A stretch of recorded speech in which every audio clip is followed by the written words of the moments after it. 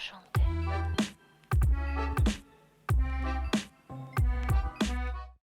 Hello lovelies, I'm Angela, this is Parisienne Farmgirl, bienvenue and welcome to my channel. If you never have, what I'd love for you to do right now is quickly hit the subscribe button in the corner.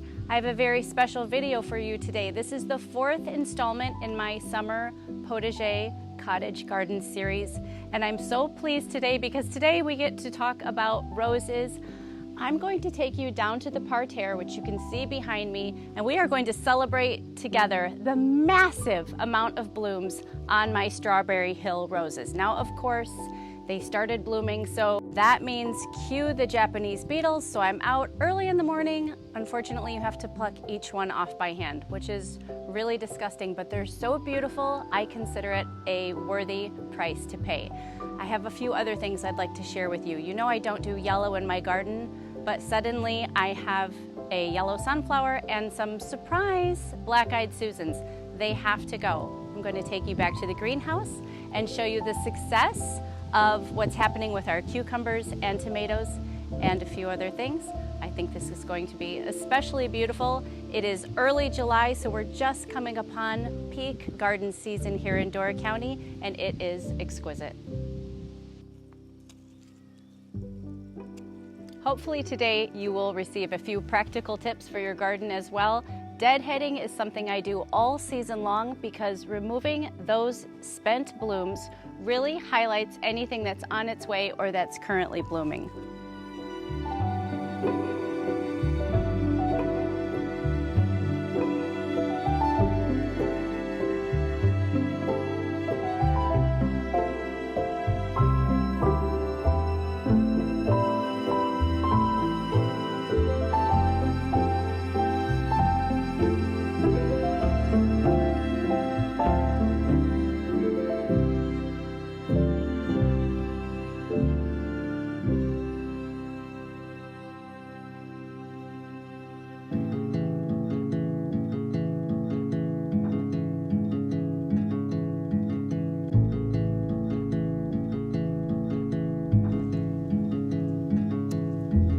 Now you can see this rose bush looks really clean. I've deadheaded everything that's spent, and so the current blooms look lovely.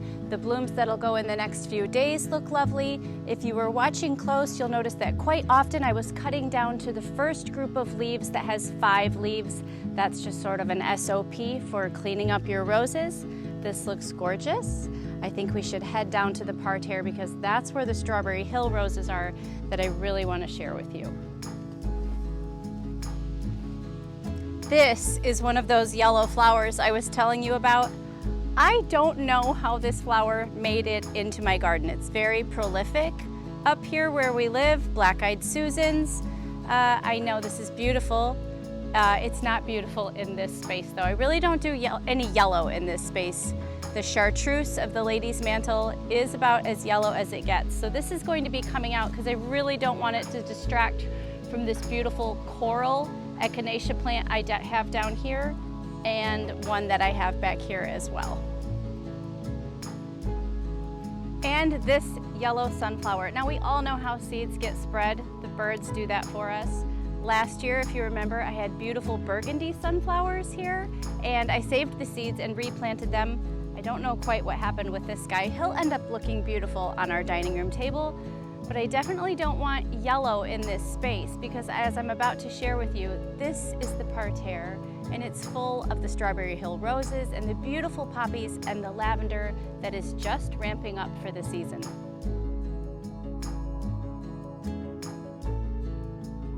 It's time to wire up the roses. I feel a little bit like Mrs. Honeychurch in A Room with the View, struggling with her roses in the wind.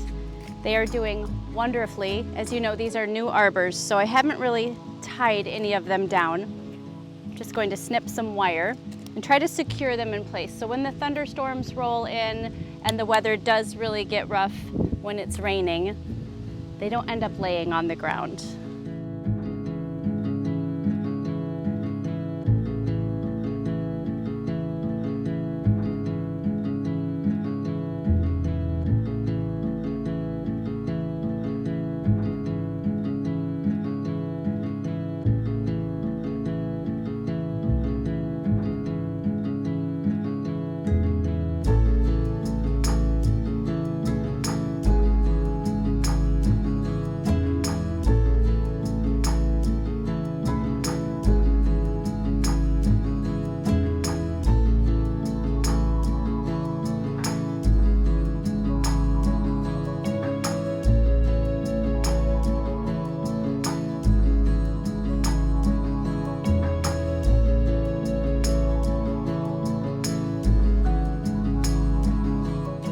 finish tying up the strawberry hill, and then based on your requests and your comments, you'd like to know all the different names of the roses that we're growing here in the garden. So I'll take you around and make sure that each one is labeled so that you can plant them in your own space.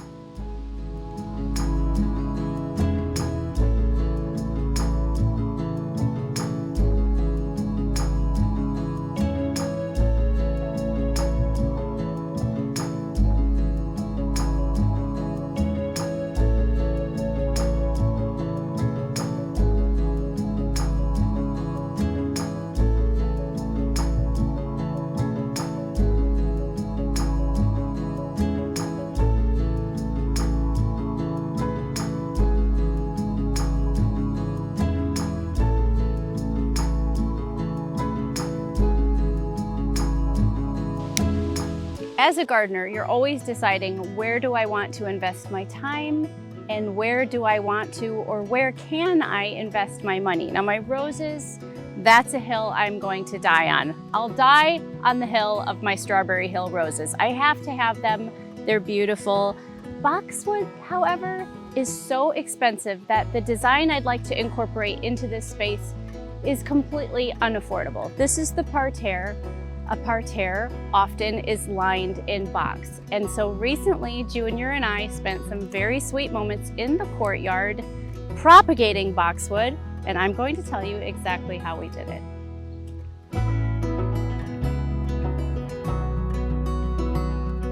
I want to edge our lavender and rose parterre in boxwood, so I'm taking cuttings that I hope to plant out this fall.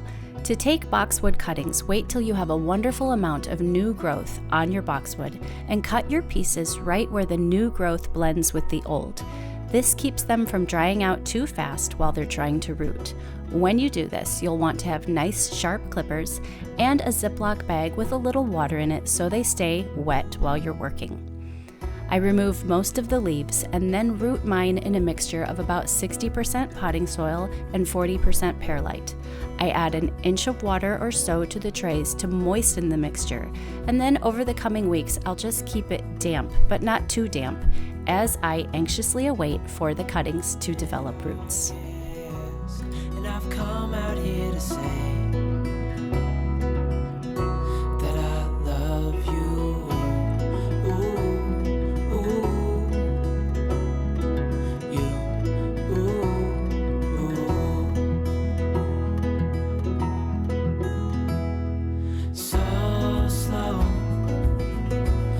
You in my arms, won't let go.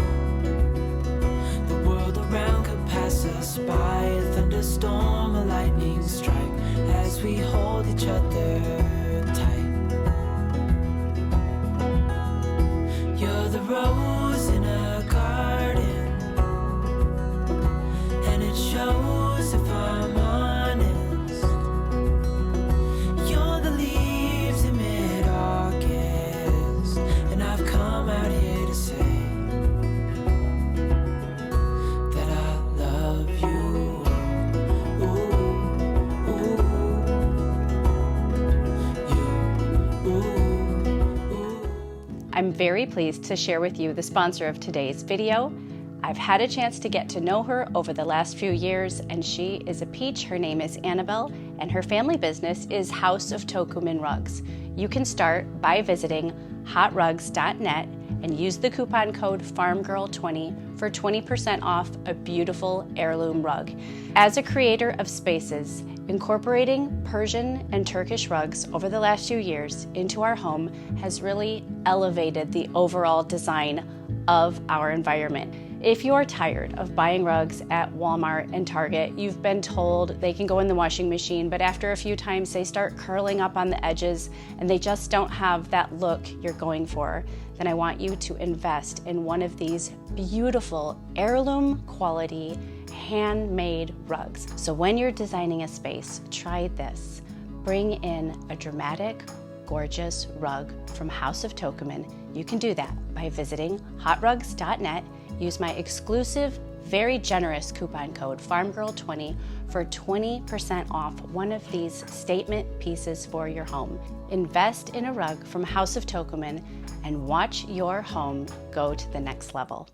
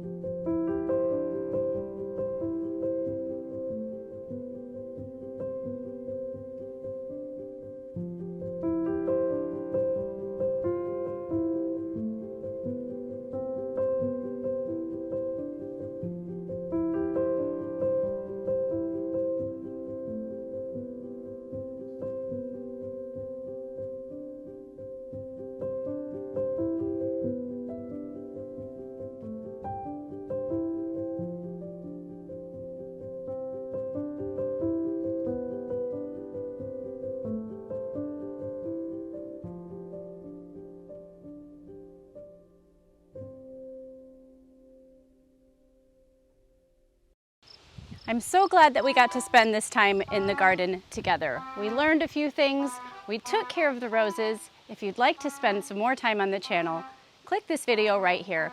Of course, I'd love it if you were a member of the Old World Design Society. The summer magazine is still available, and there are still a few more design classes yet for the season. You can do that by clicking this white circle right here. Next time, we will focus on the potager and all the vegetables we are growing here on the farm. And I will see you again very soon. A bientôt.